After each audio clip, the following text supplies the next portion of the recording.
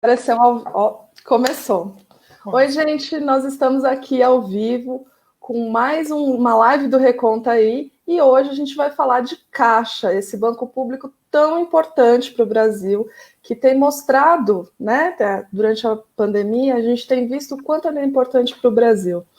Comigo aqui hoje, Sérgio Mendonça. Bom dia, Sérgio, tudo bem com você? Bom dia, Renata, bom dia, Pedro. Tudo bem, obrigado.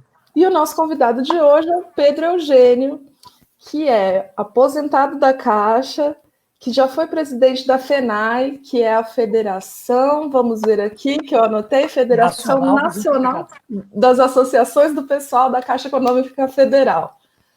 E aí, Pedro Eugênio, tudo bem?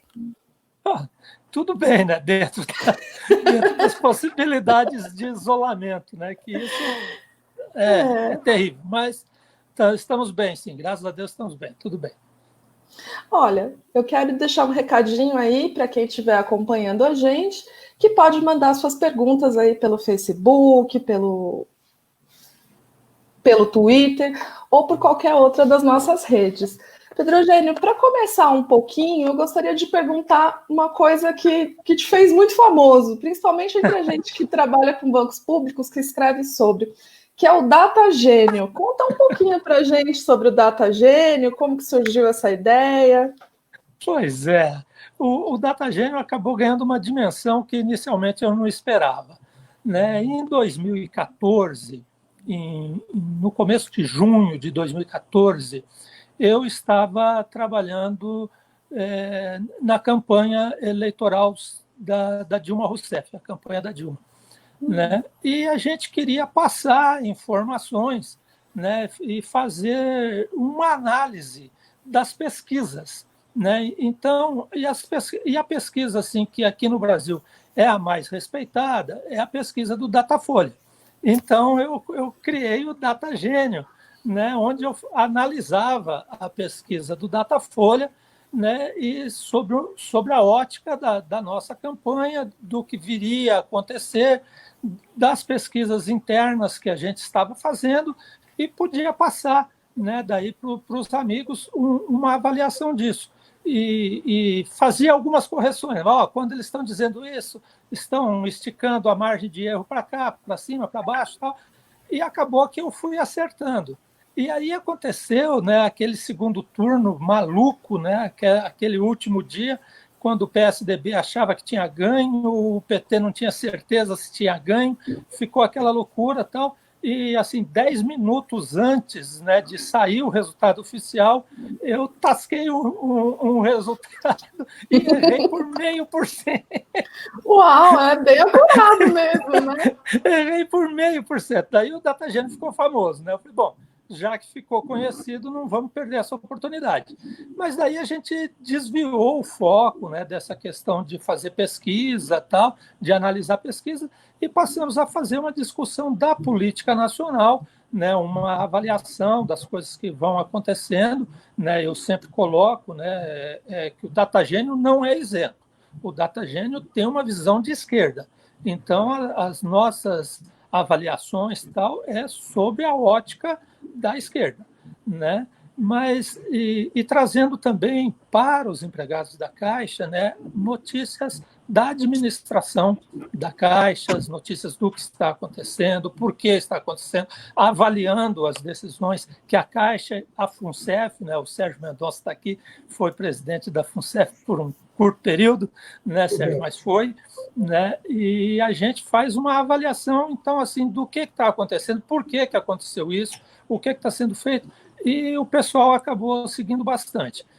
E a gente vai ampliando, né? Então, assim, como eu gosto muito de cozinhar, daí eu falo um pouco de cozinha, falo dos vinhos, das bebidas, o que acompanha, e acabamos estando aí com um canal que, assim, no Facebook eu tenho 5 mil amigos, que é possível, tenho quase 15 mil seguidores, né, no meu perfil pessoal, Pedro Eugênio, e no DataGênio, no blog DataGênio, já passamos de 10 mil seguidores também, né? Então a coisa está indo.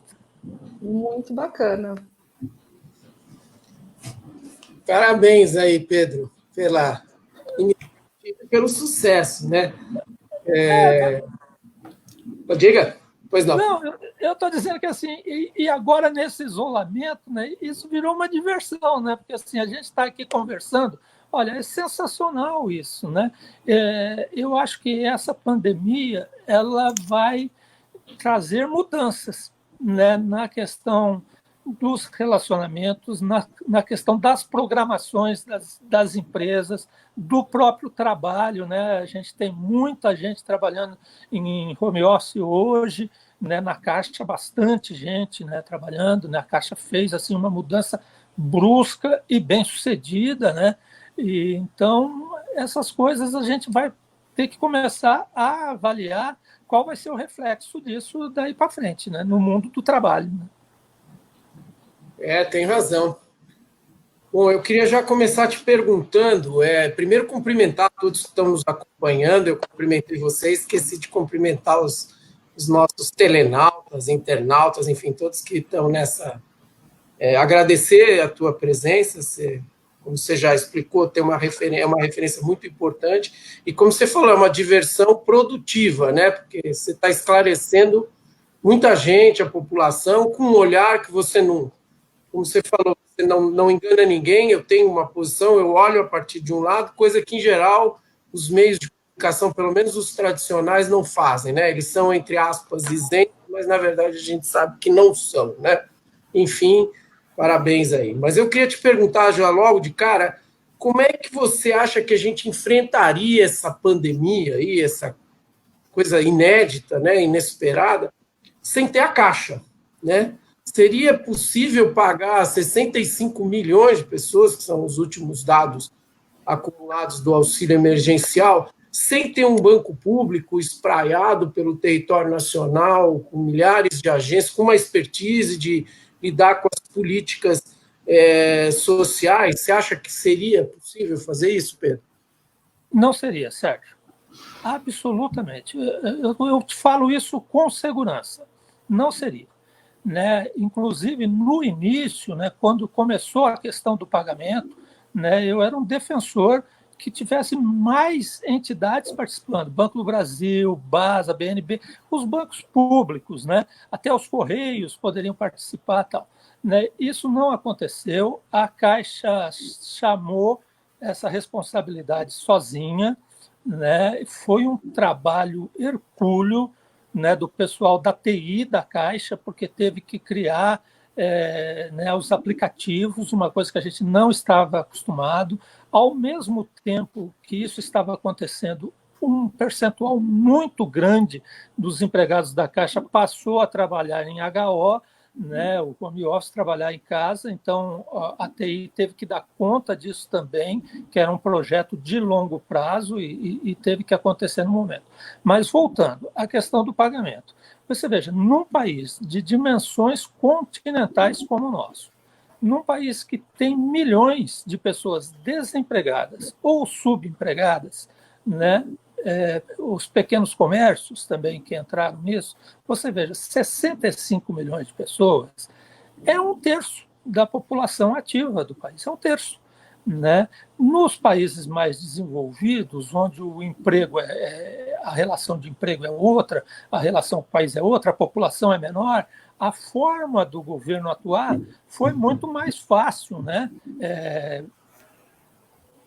Bancava as empresas, né, para as empresas manterem o emprego dos seus empregados, tal, por um determinado período, dinheiro público, em que em todo lugar se usou dinheiro público, até nos Estados Unidos, né? Então, assim, o pessoal, né, os neoliberais que dizem que não precisa do Estado para nada, né, ficaram bem quietos, né, ou ficaram defendendo a posição, né, de ajudar, né, as pessoas. Eu acho que está faltando, tem uma linha de crédito aí, mas está muito tímida, né? A Caixa está fazendo, o Banco do Brasil está fazendo um pouco, que é a linha de crédito para as micro e pequenas empresas. E isso precisa entrar urgente, né, com facilidade, eu acho que até sem juros, né, que o governo devia bancar isso mesmo, ou o juro mínimo, né, porque senão a quebradeira vai ser muito, mas muito grande, né? O setor de serviços está com um problema gravíssimo, né? E aqui em Brasília, que vive do setor de serviços, né, o número de bares, pequenos restaurantes tal, que estão fechando e que não vão voltar, né, não tem condições de voltar, já está muito grande. E isso vai se acentuar se não houver uma atuação mais firme do governo. Agora, com o Paulo Guedes na economia, né, o cara que não entende nada de política pública, né, que passou a vida inteira especulando no mercado financeiro, então isso fica difícil, né? Isso fica difícil. Mas vamos ver como é que nós vamos sair disso. Ô Pedro, eu acho que você deu uma deixa para a gente falar de tudo com essa sua resposta. Então eu vou me concentrar numa coisinha só. Nos empregados da Caixa. Bom, você foi presidente da FENAI por muito tempo, a FENAI é a Federação do Pessoal da Caixa. Eu queria que você falasse um pouquinho da atuação, porque assim, desde o começo do pagamento do auxílio emergencial, teve muito problema, foram muitas filas, exatamente pelo que você falou, né? Pela concentração de tudo só na Caixa.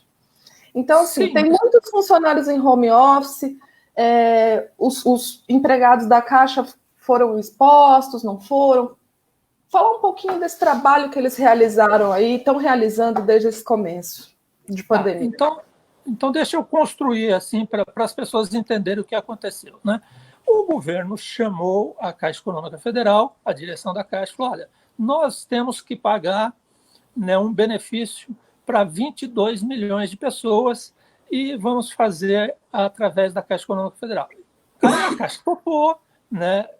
Tem que topar, né? A Caixa 100% pública, que a gente defende que assim continue, então não pode deixar de prestar esse serviço para a população num momento desse, né? Então, assim, não, vamos lá, vamos fazer.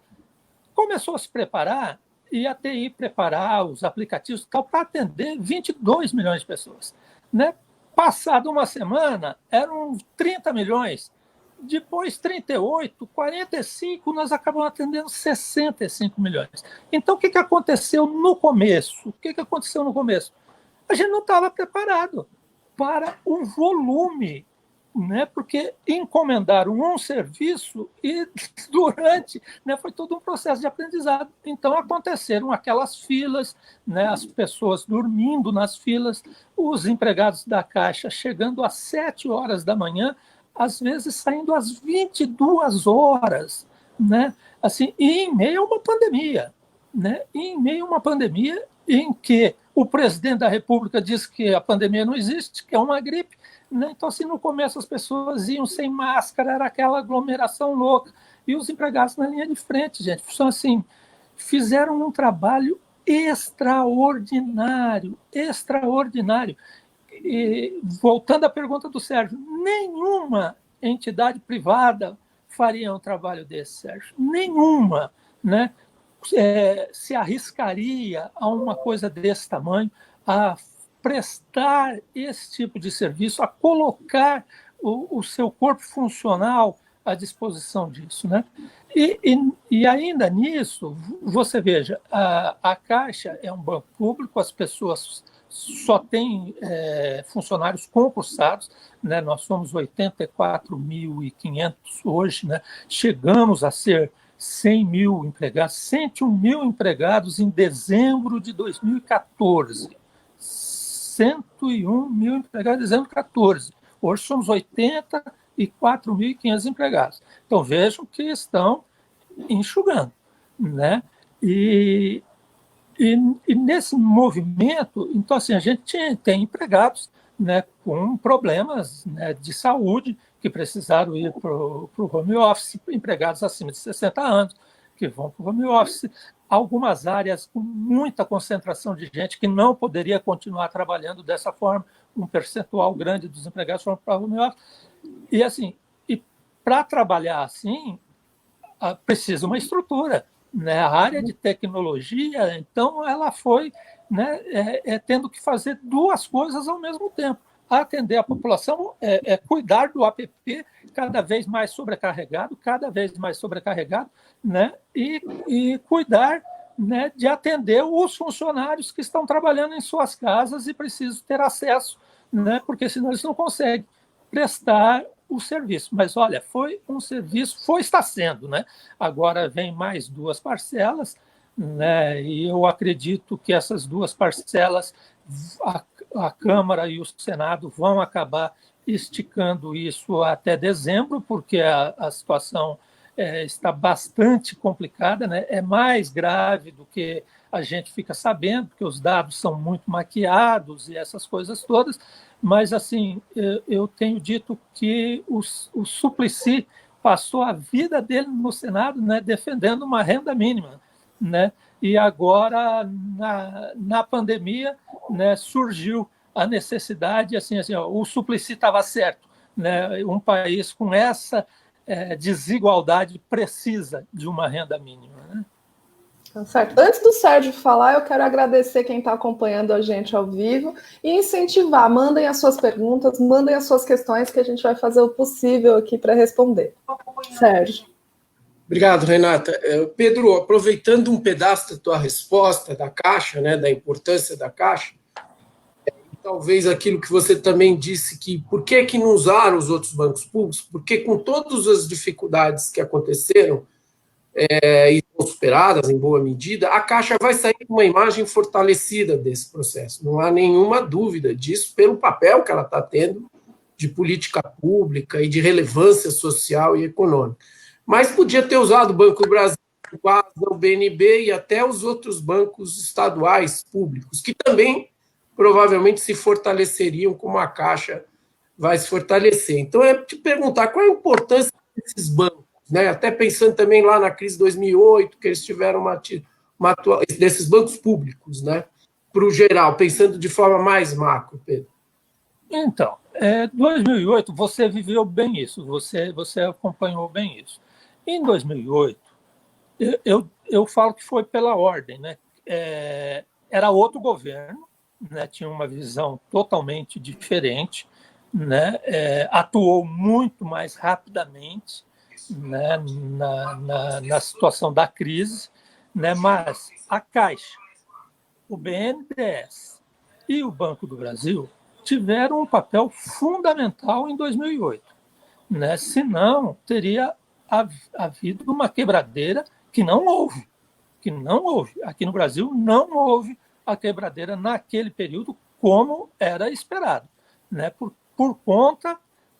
Muito por conta da atuação firme desses 3 bancos públicos, né? Que colocaram, né, crédito à disposição da população mais carente, né, uma bancarização enorme que aconteceu no governo Lula, né, e com reflexos até hoje, né, a bancarização com reflexos até hoje nessa crise, né, a bancarização feita lá atrás, até 2014, né, foi muito importante, né, ter um número de pessoas, milhões de pessoas que só tem conta na Caixa, né, tem aquela continha na Caixa, mas que agora foi de fundamental importância, né, e para as pequenas e médias empresas, né, que o BNDES, sem parar de olhar os campeões nacionais, né, que eram chamados na época, né, que eram aqueles empréstimos jumbo para o crescimento dos, entre aspas, campeões nacionais, as pequenas e médias empresas tiveram crédito na Caixa,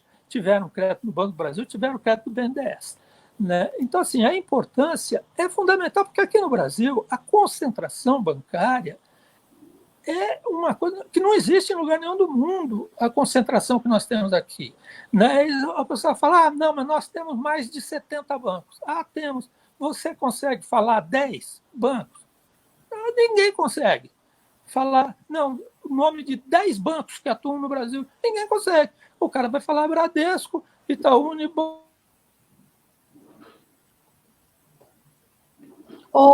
Santander, Caixa, Banco do Brasil. Perdemos o Pedro um pouquinho. É muito sério.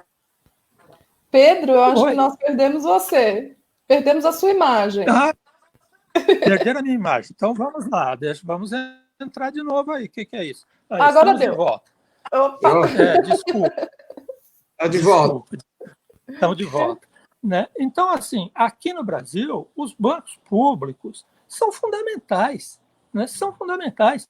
Não se pode falar, né, em privatização, como eles falam, né? privatização da Caixa, privatização do Banco do Brasil, privatização da Petrobras, privatização da Eletrobras, querem privatizar tudo. O Paulo Guedes quer vender, né? que é o que ele sabe fazer intermediação financeira, vende o que não é dele, né? Patrimônio público, foi construído, a Caixa tem 158 anos, né? O Banco do Brasil tem mais que isso. Né? A Eletrobras custou mais de 50 anos para o Brasil construir, né, uma empresa dessa envergadura. Né? E, então, assim, para o nosso país são fundamentais. Né? E agora, você veja, em plena crise, o Paulo Guedes não para de falar, né, em privatizar, em que algumas coisas têm que ser feitas. Né? A própria direção da Caixa ainda fala não, em fazer IPO, porque ainda a época. Como fazer IPO? Fazer IPO esse ano. Né? Nessa situação que está todas as empresas que tinham se colocado para fazer IPO em 2019 já fizeram comunicado ao mercado, todas, né? Já fizeram comunicado ao mercado que não vão fazer o IPO, não dá para fazer. Né? Hoje o Salim Matar está falando aí no ano que vem, né? Vender, acho que 12 ativos do governo. Agora estão, acho que, mudando um pouquinho o discurso. Porque assim, imagina falar em privatização da Caixa nesse momento, né? Que a Caixa está prestando este serviço para a população, né? Esse serviço inestimável, né, para a população. Os relatos dos empregados da Caixa, e eu recebo todos os dias relatos dos empregados da Caixa, né? Os relatos, né, do que acontece nas agências, né, naquelas noites que as pessoas passaram na frente das unidades, que os próprios empregados da Caixa faziam café, levavam pão, sabe? E as histórias das pessoas, né, dos agradecimentos para os empregados, as cartinhas, os bilhetinhos. Assim, é uma população que as pessoas dizem que é invisível para o governo, para a Caixa não são tão invisíveis assim, porque a Caixa paga o Bolsa Família, paga o FGTS, né, paga tudo. Né? Toda a população economicamente ativa no Brasil tem alguma relação com a Caixa. Né? Seja através do Fundo de Garantia, seja através de qualquer coisa, eles têm alguma relação com a Caixa. Né? Então, as histórias são sensacionais, sabe? São sensacionais. E veja, a importância desse auxílio emergencial, né? Onde a população é mais pobre, a importância é maior. Né? Você veja, em algumas regiões do país, é o auxílio que está fazendo com que a economia continue andando. Né? São as pessoas recebendo o seu auxílio, a sua Bolsa Família, a sua coisa. É isso que está acontecendo. Né? Certo. A Caixa, aliás, o governo anunciou ontem, né, a prorrogação do auxílio emergencial, que você acredita que o Congresso vai fazer durar até o fim do ano? Tomara, né? O país precisa de mais dinheiro circulando para não haver essa quebradeira toda. E o medo que isso ocorra é bastante real, né, bastante palpável, principalmente pela falta do financiamento chegar a ponto. Quais as novas medidas que que a Caixa, a governança da Caixa, o presidente da Caixa podem tomar para proteger os funcionários nessa nova fase de auxílio emergencial? O que você acha que é possível ser feito? Não, olha, veja bem, nós temos o movimento sindical bancário, que é um movimento sindical fortíssimo, muito bem organizado, talvez o melhor organizado, né? Porque é de âmbito nacional. Né? Nós temos a CONTRAF, né, que é a Confederação Nacional dos Trabalhadores de Empresas de Crédito, né, que tem sindicatos, né, filiados no país inteiro. Né? E mais, na Caixa nós temos uma situação que não tem em outros lugares, que nós temos a FENAI, né, que é a Federação dos Empregados da Caixa, e com a FENAI todas as associações nos estados, né, as 27 associações. Tal. Então, o movimento sindical e associativo tem uma atuação muito grande, né, nesses momentos. E nós conseguimos, e aí a gente tem que elogiar o RH da Caixa Econômica também, né, merece, né, o elogio, porque o protocolo nosso, o protocolo da Caixa nessa crise, se não é o melhor de todos, está entre os melhores de todas as empresas. Sabe? Afastou rapidamente, né, um número significativo de empregados para trabalhar em home office, né, foi uma coisa que exigiu bastante, né, da empresa e dos empregados, e que deu um resultado acima do esperado. Sabe que o pessoal que está trabalhando em casa está rendendo mais, assim, a produção deles é o dobro do que a Caixa esperava. Mas tem um problema aí que é a questão do horário, né? Porque essas pessoas, eles acabam ficando à disposição do cliente e, portanto, da empresa durante 10 horas por dia, 12 horas por dia, né? Às vezes tem funcionários 11 horas da noite recebendo o zap, né, de cliente, né, querendo resolver coisas. Então, isso é situação que a gente vai ter que ir trabalhando, né, daqui para frente. Né? A Caixa, ontem, né, ela tem feito a decisão de HO a cada 15 dias. Né? Então, ontem, ela estendeu até o dia 17 de julho. Né? Agora, o país é muito grande e a situação da pandemia é diferente em várias situações do Estado. Né? Nós temos lugares que assim está tudo fechado, né? Que o governo não é blackout, lockdown. Então, que assim, ou o governo ou a prefeitura decretou lockdown, né? A Caixa não fecha, a Caixa está trabalhando, mas assim nesses locais o pessoal não pode voltar. Você não pode falar, não, tantos por cento tem que voltar agora. Não pode voltar agora. Está, né? Com restrição no transporte, está com restrição de abrir bares e restaurantes. Como é que o cara vai? O cara vai para a agência, ficar preso lá o período todo, não tem aonde comer, não tem o que fazer. Tá? Então, não é fácil. É um processo de aprendizado, né, para todos nós. Né? Os sindicatos e associações, a FENAI, corretamente, né, defendem sempre o lado do empregado, né, sem descuidar do serviço prestado à população, que a gente nunca descuida disso, né, porque nós defendemos, somos 100% público, temos que prestar serviço para a população. Então, mas a gente sempre vendo o lado da segurança do empregado, tal, e tem que contrabalanceando isso. Eu acho que essa situação de HO vai se prorrogar por um período ainda, né? Porque como o Brasil não tomou as medidas necessárias, né, que os sanitaristas diziam ser necessárias nacionalmente, tal, nós vamos ficar nessa curva ascendente por mais tempo e vamos demorar mais do que qualquer outro país, né, para sair. Né? Eu digo que é o único Ministério da Saúde do mundo onde tem mais gente de coturno do que de jaleco. Não, gente, não pode dar certo um negócio desse, né? Não pode. Né? É lógico que tem problemas, né? Mas isso vai ter que... Mas é a realidade que nós temos, né? Não tem jeito. A realidade é esta, né? Enquanto o Bolsonaro estiver aí, a realidade é essa. E a gente tem que trabalhar dentro desta realidade. Né? Então, assim, defendendo sempre, né, que tenha mais segurança para os empregados, né? Tem locais que já passou o pico, ali dá para voltar um pouco mais, em outros lugares está em plena, né, pico do Covid, né? Os funcionários não podem voltar, não pode ficar todo mundo trabalhando um próximo dos outros, e aí volta aquela discussão. Eu falo muito, gente, mas assim, o assunto mexe comigo, né? Mas tá bom, tá ótimo. Porque assim, aí eu digo assim, a questão do trabalho, né, vai mudar. Né? Você veja, aqui em Brasília, eu vou falar do que eu conheço, banco.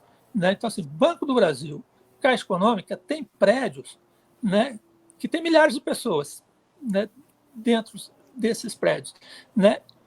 Esse tipo de coisa, né, de muita gente trabalhando, aquelas salas que você entra são baias, né, onde as pessoas trabalham umas ao lado das outras, tal, que isso foi sendo feito, né, para diminuir custos, para acelerar o processo, mas agora isso precisa ser repensado, né, precisa se manter uma determinada distância um dos outros, esses prédios totalmente fechados, né? Existem prédios que não se abre janela, né? É só ar-condicionado. Então, todas essas coisas vão precisar ser repensadas daqui para frente. É um aprendizado, é um aprendizado, né, grande para os trabalhadores, para as empresas, né, para os empresários, é um aprendizado. Pedro, vou cortar o Sérgio, eu sei que ele está com uma pergunta aí na ponta da língua, eu vou cortar ele porque teve uma pessoa que está nos assistindo aqui, o Carlos Lopes, ele perguntou se você tem alguma novidade sobre o PDV. Ah, tá. O PDV é o Programa de Demissão Voluntária, né, dos empregados da Caixa. Veja bem, o Conselho de Administração da Caixa aprovou, em janeiro, né, desse ano, aprovou um novo PDV para ser implantado esse ano. A Caixa não chegou a anunciar o PDV, eu penso que eles anunciariam em abril, mas daí com a pandemia tal, isso foi empurrado, né? E agora se volta a falar do PDV. O PDV já está aprovado no Conselho de Administração da Caixa. Falta o quê? Fazer alguns acertos com o SEST, né, com a Secretaria de Controle das Estatais, e eu acredito que até agosto nós teremos novidades aí com um novo PDV. Agora, alerta. Em dezembro de 2014, 101 mil empregados. Hoje, 84.500 empregados. Então, assim, um próximo PDV, ele precisa vir acoplado à contratação de novos empregados, né? Nós temos aí um batalhão de reserva, né, que são as pessoas que foram aprovadas no concurso da Caixa de 2014. Esse concurso, por uma série de situações judiciais, esse concurso continua valendo, né? Então, eu defendo assim, que venha o PDV e que venham contratações juntos, que se contrate. Saiu um no PDV, contrata um novo, né? Precisamos contratar. A Caixa contratou, viu, Sérgio? A Caixa contratou 296 colegas em final de abril, começo de maio, e está contratando agora 70 pessoas aqui em Brasília para trabalhar na TI, porque a TI, como eu vinha dizendo, está sendo extremamente exigida, né? E talvez esses 70 não bastem, precise contratar um pouco mais, né? Mas contratou. Então, tem muita gente na Caixa querendo o PDV, né, esperando, né, para sair, completaram o seu tempo, e tem muita gente esperando para entrar. Eu acho que dá para fazer um jogo aí, né, e sairiam as pessoas, entrariam muitos novos, né? Na verdade, eu penso que, pelo tamanho da Caixa, pela sua distribuição geográfica nacional, pelo serviço que ela presta, porque ela presta um serviço muito para uma população de baixa renda, uma população que não tem renda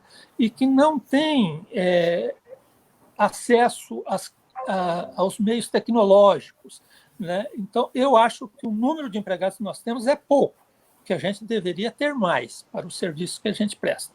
Mas é o que temos. Agora, o SEST acabou de limitar, né, o número de empregados da Caixa em 84 mil, então, assim, é o que temos. Mas a gente não pode deixar que esse número baixe, porque os empregados já estão muito sobrecarregados, e se sair mais gente, sai mais 2.500, 3.000 pessoas, e não entra ninguém, né, vai ficar uma situação insuportável para o empregado, né? Não podemos esquecer, estamos em pandemia, o banco está abrindo às 8, está fechando às 14, mas o pessoal continua trabalhando mais, não sei o que, mas isso não pode perdurar no tempo, né? Nós somos bancários, a nossa jornada de trabalho conquistada com muita luta, né, ao longo de décadas, a nossa jornada de trabalho é de 6 horas, né, e isso precisa ser respeitado. O horário de atendimento bancário normal é das 10 às 16, né? Então, é um período de exceção, mas a gente não pode achar que vamos trabalhar em exceção,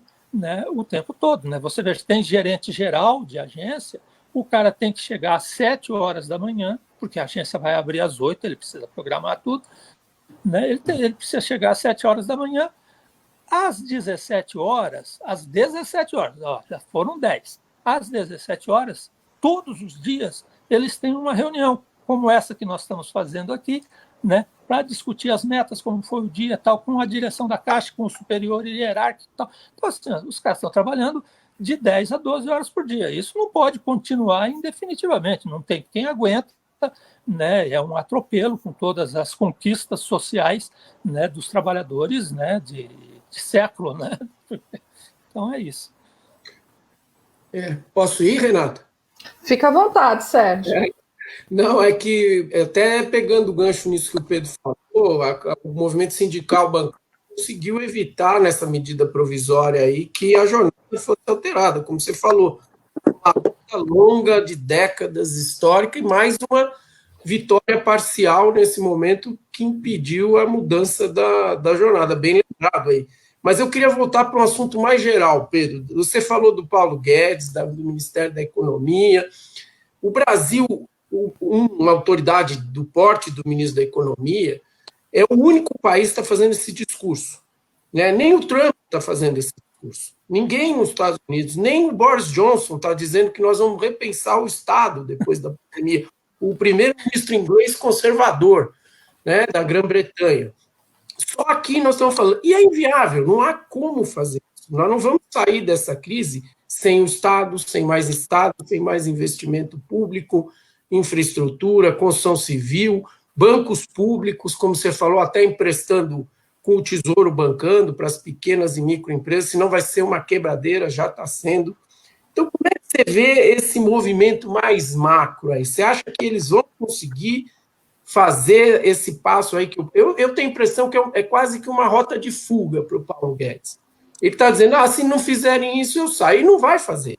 Não tem como fazer. O Brasil não pode ir na contramão da história do mundo inteiro que vai precisar do Estado para sair dessa crise. Então, eu te perguntaria a tua avaliação sobre esse quadro aí.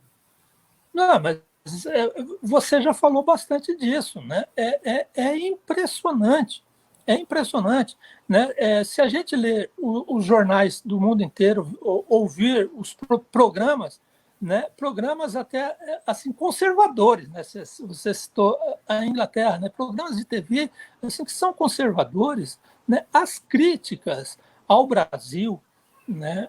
Ao governo Bolsonaro e à figura do Bolsonaro, né? Mundialmente, né? A imagem do Brasil está péssima, né? Você vê, na Europa estão dizendo assim que vai demorar muitos meses para aceitar brasileiros, né? Viajando para a Europa, da forma que nós estamos enfrentando a crise. Agora, a crise econômica não se enfrenta sem o braço forte do Estado. Não se enfrenta uma crise econômica dessa envergadura sem um braço forte do Estado atuando. O empresariado brasileiro, né, os bancos privados não vão entrar. Assim, eu digo, gente, eles nunca fizeram. Cite um momento do Brasil onde os bancos privados falam assim, não, agora nós vamos trabalhar esse ano ou esse semestre, nós vamos trabalhar pelo desenvolvimento do país. Né? Vamos derrubar os juros, vamos diminuir nossos lucros. Então, não, isso não existe. Né? O sistema financeiro aqui no Brasil, né, ele é realmente o mais explorador, eu diria, do mundo, comparando só com privados. Né? Então, assim, não vai fazer. Não fizeram em 2008. Né? Quem precisou de ajuda foi Caixa, Banco do Brasil, BNDES. Bancos privados, zero. E agora não estão fazendo e não vão fazer. Né? E não vão fazer. Então, quem é que vai financiar? Os bancos públicos. Né? O Estado ele vai ter que começar a fazer obras, né? a criar emprego, né? a ajudar na criação de empregos. Né? E o Brasil passou por uma situação, né, nesses últimos anos, né, você veja a indústria pesada, né, a indústria de construção pesada aqui no Brasil, que eu digo as grandes construtoras das grandes obras, tal, ou quebraram ou estão numa situação muito difícil, né, de não poder contratar, dessas coisas todas. Empresas que ganhavam, né, contratos no mundo inteiro, né, estavam ganhando espaço no mundo inteiro, hoje não tem muita condição de atuar dentro do Brasil. Então, assim, nós precisamos, né, o governo vai precisar investir, porque o desemprego, né, vai ser imenso. Ontem vocês viram, houve uma primeira paralisação, um primeiro ato, e foi bem sucedido, né, do pessoal que trabalha entregando mercadorias, entregando comida, entregando coisas de Uber, tal, porque esses terceirizados, né, no fim, os caras são extremamente explorados, né? Extremamente explorados, não tem direito nenhum, né? O cara não tem direito trabalhista nenhum. Quebrou a bicicletinha dele, ele tem que se virar para arrumar aquela bicicleta, tal, senão ele não vai conseguir trabalhar. Se ele tiver um problema, ficar 2, 3 dias em casa, 2, 3 dias que ele não arrecada absolutamente nada, ninguém é responsável por ele, tal, e diz que ele é um empreendedor. Não, ele não é um empreendedor, ele é um explorado, né? Ele é um explorado pelo capitalismo, né? E não pode, um país não se mantém assim por longo tempo. Então, nós estamos numa crise, né? O governo tem essa questão da renda mínima, eu acho, né, que esses 2 meses não bastarão, e acho que o Congresso terá essa visão, né, de esticar até dezembro, mesmo que vá limitando uma coisa ou outra. Você sabe que teve, né, gente que recebeu, que não devia ter recebido, né, que se inscreveu, tal, não sei o quê. Aí o cara fala assim, mas como que a Dataprev deixa passar a pessoa, né, que tem renda, que tal, como é que deixa passar e ela recebe? Porque não é a Caixa que faz essa triagem, né? Quem faz é a Dataprev. Mas como é que deixa passar? Não é que deixa passar, é que essa pessoa já vem fraudando faz tempo, não declara imposto de renda. Então não está lá, né? A Dataprev não tem os dados lá, o cara não declarou imposto de renda, ou declarou isento, né? Então, assim, mas isso é uma parcelinha, né? O que tem que resolver é o povo, são os milhões, né? Hoje aí 13 milhões, 14 milhões de desempregados.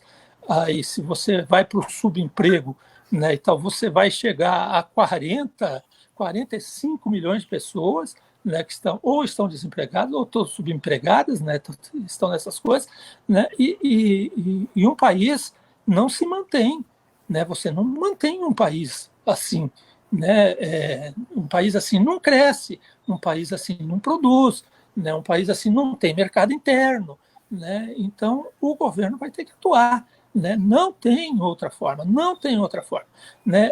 Se a gente voltar ao governo Lula, né, você vê a empregabilidade, né, as pessoas comprando, né, tendo crédito para comprar, né, o país crescendo, o país em desenvolvimento, chegamos a ser a 6ª economia do mundo, tal, com uma atuação forte do Estado.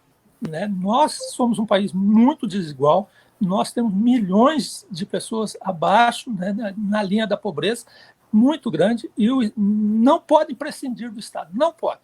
Né? Mas, na verdade, nem o empresário pode prescindir do Estado, nem o empresário. Né? Ele precisa agora, né, de crédito. Quem vai dar crédito é o Estado. Né? Ele precisa que as pessoas comprem, as pessoas só vão comprar se tiver renda. Né? A renda, o Estado vai ter que gerar emprego. Né? Então, é isso. Agora, Paulo Guedes não é o Paulo Guedes e sua equipe, né? Porque ele tem toda a equipe dele, né, que o acompanha, né, há mais de 10 anos, tal, né, que estão em todas as empresas aí. Né? Pessoal privatista, né, é pessoal que não entende de política pública, não entende. Né? Não entende. A questão é essa, não entende. Nunca fizeram política pública, nunca estudaram política pública, eles entendem de mercado, de ganhar dinheiro.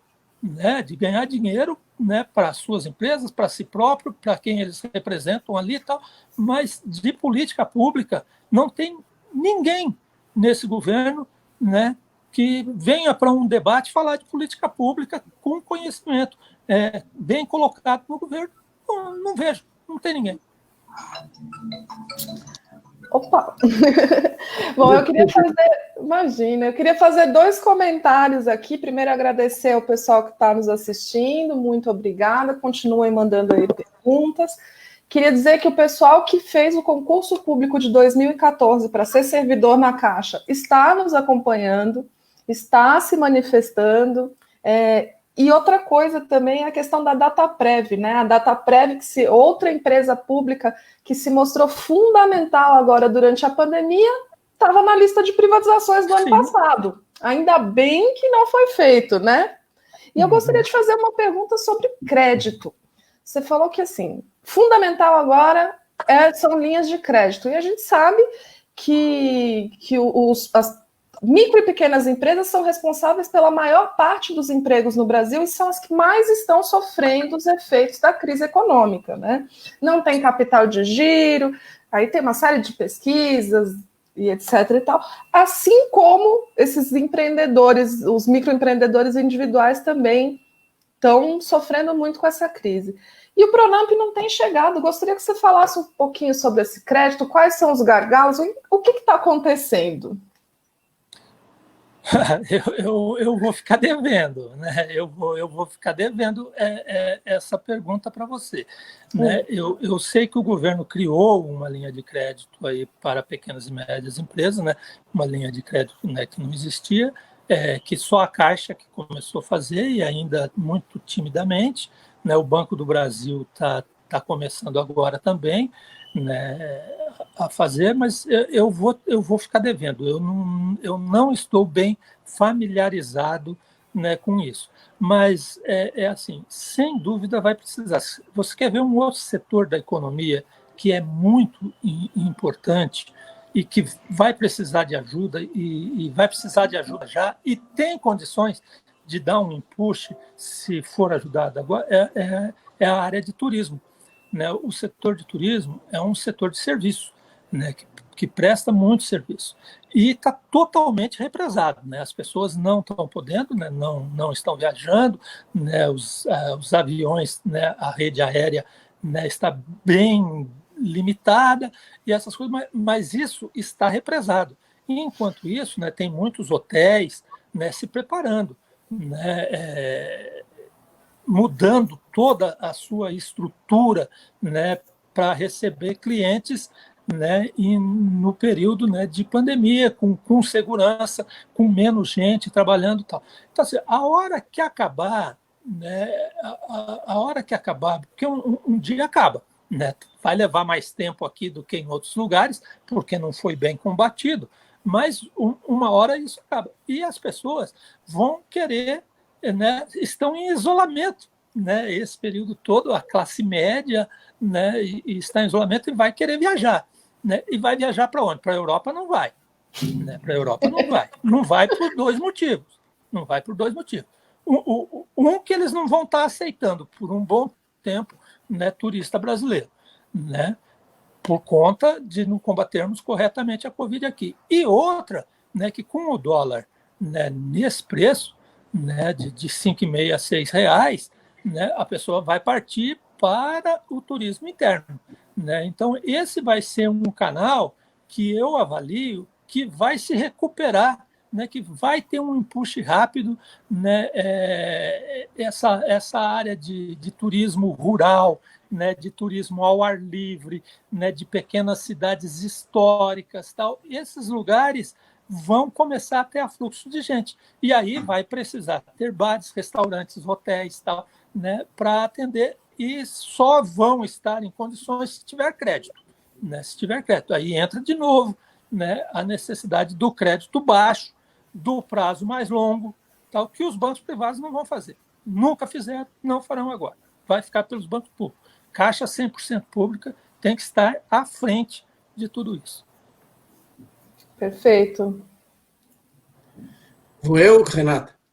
Por favor, Sérgio. Você viu que o Pedro não entende só de banco, não, né? Agora ele falou de hotelaria, turismo, daqui a pouco ele vai falar de gastronomia, mas nós não vamos deixar ele falar, não. Aí não deixa, não. Vai levar 3 horas de entrevista, né, Pedro? Mas eu queria te perguntar um pouco da FUCEF, do Fundo de Pensão. porque está vivendo uma situação delicada.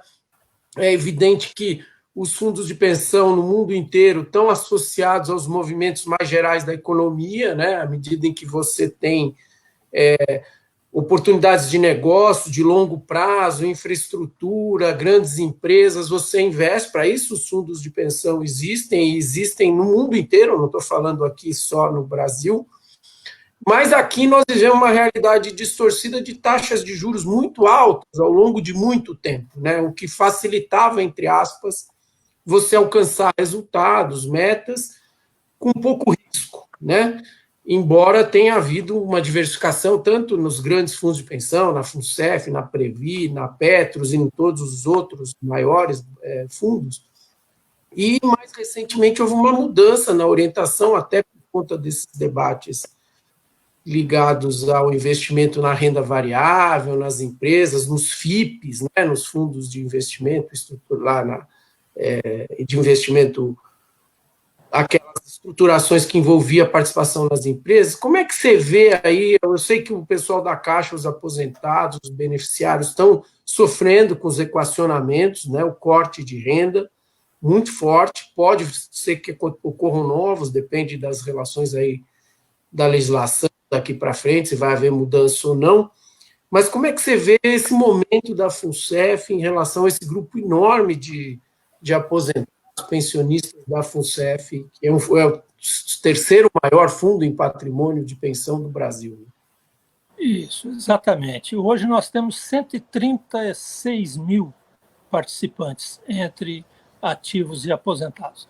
Para quem está assistindo e não sabe ou não se deu conta, o Sérgio Mendonça foi por um curto período de tempo, mas foi presidente da FUNCEF. Tá? Mas, Sérgio, nós temos hoje na FUNCEF, eu acho assim, que dos fundos de pensão, talvez seja o mais conservador hoje. O mais conservador. Né? Veja que 2019, 2018 também, mas 2019, especialmente, né, foi o ano que os fundos de pensão ganharam dinheiro, mas ganharam muito dinheiro. Né? A Petros teve um rendimento médio de 19,7%, né, o rendimento médio, né, dos planos que ela apresenta. Né? A Petros, do pessoal da Petrobras, né? Só para esclarecer. Né? Isso, da Petrobras. A Petros atingiu, em 2019, 108 bilhões de patrimônio. 108 bilhões de patrimônio. Né? A FUNCEF e a Petros sempre foram ali muito próximas. A Petros sempre um pouco maior, mas muito... Agora, hoje, a Petros se distanciou. Ela está bem maior. Né? A FUNCEF tem... Eu diria que eles têm medo do risco. Né? Em 2014, foi eleito um grupo de diretores para a FUNCEF, representante dos empregados, então dos participantes, né, no caso, então representantes nossos, né, um grupo de auditores, né, e que eles foram eleitos em 14 e foram reeleitos depois em 18. Né? E auditor, pela própria formação, é muito conservador. Né? Auditor é muito conservador. E eu acho que eles seguram um pouco também os diretores indicados, né, na questão de investimentos. Então, o resultado da FUNCEF de 2019, que só foi divulgado agora, a semana passada, né, quando assim, todos os fundos já tinham divulgado, né, o prazo, a Previ que já tinha elastecido o prazo, tal, a FUNCEF teve resultado positivo. Né? Na média, 10,7%, 10,8%, tal, mas assim, você veja, 9% a menos do que a Petros na média. 9% é muito, né? 9% é muito. Né? E isso acabou fazendo que o nosso plano hoje, que é o plano saudado, né? Nós temos, né, os empregados que estão assistindo, sabe, nós temos o Reg Replan saudado, o REB e o novo plano. Né? E o plano saudado, né, o plano saudado acabou tendo um déficit de 1 bilhão e qualquer coisa. Então, aumentou o nosso déficit, não num patamar que necessite de novo equacionamento, mas aumentou o déficit. Então, veja, nós estamos equacionando 2014, 2015, 2016. Bom, se nós estamos equacionando, não existe mais déficit aí. Esse déficit acabou, esse déficit está equacionado. O contabilimento está equacionado. É daí para frente. Né? É daí para frente. E a gente não está conseguindo, né, apresentar resultados superavitários. Né? Por outro lado, também houve a Previ que autorizou uma mudança na forma de equacionamento, né, dando um prazo maior tal, para diminuir o valor da prestação, fazendo um cálculo diferente, e a direção da FUNCEF se recusa a fazer isso, né, se recusa. Né, já podia ter feito isso há 1 ano e meio atrás, até hoje não fez. Né? Além do que, em 2017, em dezembro de 2017, eles mudaram, né, o patamar de juros, o que se espera, né, do plano, causou um déficit de 6 bilhões, isso daí, que a gente está tendo que lidar com isso, né, porque mudaram a taxa, né, sem discutir, né, com os participantes, mudaram entre o Natal e o Ano Novo, foi uma coisa esquisita, mas gerou perdas, né, para quem estava no novo plano e ia se aposentar no PDV que nós tivemos em março de 2018, essas pessoas perderam ali 10%, né, nessa brincadeira dessa mudança. Né, e isso foi ruim. Mas, assim, de forma geral, eu sou um defensor de fundos de pensão. Sabe? Eu sou um defensor de fundos de pensão, mas totalmente. Eu acho fundo de pensão o melhor investimento que o trabalhador pode fazer. Né? Eu defendo, né, que os empregados da Caixa participem da FUNCEF e que contribuam com o máximo, né, que no nosso caso é 12%. Né, porque você contribui com 12%, a empresa contribui com outros 12%, você está criando uma poupança, né, que você não conseguiria com nenhum outro investimento. Né, você não conseguiria, né, com nenhum outro investimento. Então, assim, o fundo de pensão eu defendo. Né, eu hoje estou aposentado. Né, quando me aposentei, eu e minha mulher, né, nos aposentamos, eu em 17, e ela em 18, né, nós dois nos aposentamos e não resgatamos, Sérgio, nós não resgatamos 1 centavo. A gente podia ter resgatado 10% no plano saudado, podia ter resgatado tudo do novo plano. Nós não resgatamos nem 1 centavo, optamos por ficar com o benefício, né, porque nós confiamos no fundo de pensão, né, confio que a FUNCEF vai sair dessa situação no médio e longo prazo, vai sair, e o benefício é vitalício. Né? E eu quero viver uns 85 anos, pelo menos. Né? Então, assim, né? Não resgatamos nada. E eu acho que a FUNCEF vai conseguir. Agora, esse ano vai ser um ano difícil. Né? Esse ano vai ser um ano difícil. Mas, para quem está atento ao mercado, né, eu até tinha um quadrinho aqui, mas não vai dar para mostrar, né, das empresas do primeiro semestre, né, as empresas listadas na Bolsa, né, que deram o melhor resultado. Né, teve empresa aí, Magazine Luiza, que deu mais de 30%, né, em 6 meses. Né, e tem outras, não é só essa, tem até mais do que essa. Tal. Mas, então, assim, mas é preciso, né, ter uma equipe atenta aos movimentos do mercado e não ficar, né, com tanto medo do risco. Né, com tanto medo do risco, porque se você ficar com tanto medo do risco, você não vai conseguir cumprir a meta atuarial, mas de jeito nenhum. Né? Com a taxa de juros no patamar que está, não vai conseguir. Né? Tem que diversificar, vai ter que investir em empresas, vai ter que fazer. Né? Vai ter que fazer. Eu te diria até mais, né, Pedro? A saída dessa crise aí, para a gente retomar o crescimento, os fundos de pensão vão ser fundamentais para o prazo, onde né? Tem dinheiro. É onde tem dinheiro, né, Sérgio? Onde tem dinheiro. Exato. Né? Você pega a Previ, a Petros, a FUNCEF, não sei o que, você está falando aí de 400 bilhões de reais. Né? Isso é dinheiro em qualquer lugar do mundo. Né? Isso é dinheiro.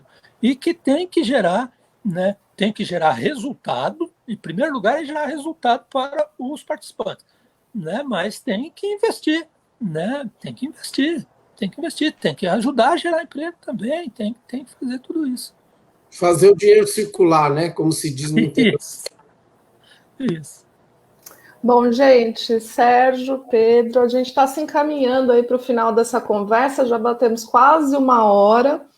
E para a gente encerrar, eu gostaria que, assim, a gente tinha pensado em pedir para você um recadinho para os funcionários da Caixa, mas eu acho que a nossa audiência é maior do que isso, então um recadinho aí para os funcionários, para os empregados da Caixa, também para o pessoal que está acompanhando, que não é da Caixa, mas que está conhecendo a importância desse banco aí no desenvolvimento do país. Conversa boa vai rápido, né, Renato? Pois é, pastor. Lembra que quando estávamos só nós, eu disse, gente, 1 hora é muito tempo. Já foi, né? Já foi 1 hora. Bom, mas vamos lá, né? Então, assim, para os empregados da Caixa, né? Para os empregados da Caixa, eu quero dizer que, assim, é um momento que nós precisamos, mais do que nunca, estarmos unidos. Estarmos todos unidos, juntos com os nossos sindicatos, com as nossas entidades representativas, né, FENAI, a PCFs, nós temos outras entidades representativas, né, que nem a FENAG, a Advocef, tal, que são todas, né, para os aposentados tem a FENACEF, né, que tem a AEA, que, aliás, é outra coisa, que é uma coisa nossa, né, da Caixa.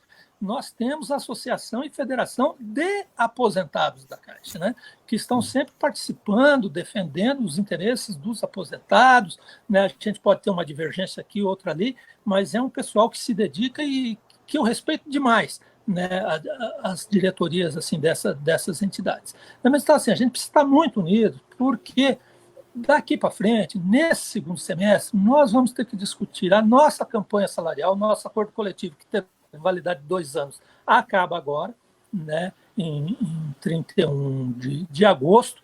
Né, tem uma coisa aí que pode acabar sendo estendido até dezembro, se for aprovado, não sei o que, na Câmara e tal, mas, assim, o que acaba em 31 de agosto, né, a gente precisa discutir a manutenção, né, eu tenho dito assim que o momento é de nenhum direito a menos, né, que o importante hoje assim, é nenhum direito a menos. Né, nós temos o nosso plano de saúde, né, o Saúde Caixa, que eu considero, se não o melhor, um dos melhores planos de saúde do país, né, e que nós vamos precisar, né, estar unidos para defender a manutenção desse plano nas condições que ele se encontra, né, para ativos e aposentados, e ainda incluindo, né, o pessoal contratado na Caixa a partir de 1º de setembro de 2018, né, que esse pessoal ficou fora, né, do plano de saúde, né, por mudanças na legislação, mas nós queremos esse pessoal dentro, né, do plano de saúde. Né? Então, assim, a gente precisa estar unido para defender nenhum direito a menos. Né? Isso é muito importante para a gente. Né? Nós precisamos estar unidos, né, para defender a continuidade do home office enquanto houver a pandemia. Né? Depois da pandemia, vai ter gente que vai continuar em HO, né, partindo dessa questão de ajuste. Né? Nós temos que defender a contratação dos novos empregados. Você disse que tem vários colegas, né, aprovados aí do concurso de 14 que estão ainda aguardando a contratação e merecem ser contratados, e a Caixa precisa deles, né, ainda mais se fizer o PDV, e fará o PDV. Eu não tenho dúvida que fará. Se não fizer em agosto, até novembro, faz. Né, vai ter PDV esse ano, eu não tenho dúvida nenhuma. Já está aprovado pelo Conselho de Administração, vai ter. Aí é uma discussão de quando. Mas não pode ter um PDV, sair 3.000 pessoas e não contratar ninguém. Né? Eu defendo, né, sair o contrata. Né? Na verdade, eu gostaria que contratasse mais, que eu acho que a Caixa precisaria de mais empregados, mas é outra discussão. Mas então, é para eles isso. Né? Para o resto da população, né, para as pessoas que estão vendo, é assim, ano difícil. Um ano muito difícil. Seria difícil com qualquer governo. Né? Foi difícil na Itália, foi difícil na Inglaterra, né? Está sendo difícil nos Estados Unidos, mas assim, você vê onde o governo atua melhor, atua mais rápido, entende o que está acontecendo, o problema diminui e o espaço de tempo é menor, né? Então, aqui, o governo deixou muito a desejar, né? Troca de 2 ministros da saúde, não tem ministro, o ministro é interino, eu já disse, repito, né? Tem mais coturno no Ministério da Saúde do que jaleco, né? Então, bom, mas então, assim, é difícil, mas vai passar. Né, vai passar e a gente aqui já está pensando no depois, né, porque a vida continua, o país precisa retomar, o crescimento precisa vir e com o governo a gente tem que forçar para que invista, né, nas políticas públicas e na geração de emprego. Eu acho que é isso. Tá certo. Sérgio, muito obrigada. Pedro Eugênio, muito obrigado por disponibilizar esse tempo obrigado, que a gente teve. Não, foi um prazer para mim. Então tem que voltar. Vamos voltar sempre que convidarem. E assim eu sigo. Para quem tiver interesse em conhecer um pouco mais do nosso trabalho, nós estamos em todas as redes sociais, @Recontaí, no Facebook, Instagram, Twitter, no YouTube também. E, claro, nosso portal, www.recontaai.com.br. É isso, gente. Muito obrigada e até o próximo. Até mais. Tchau.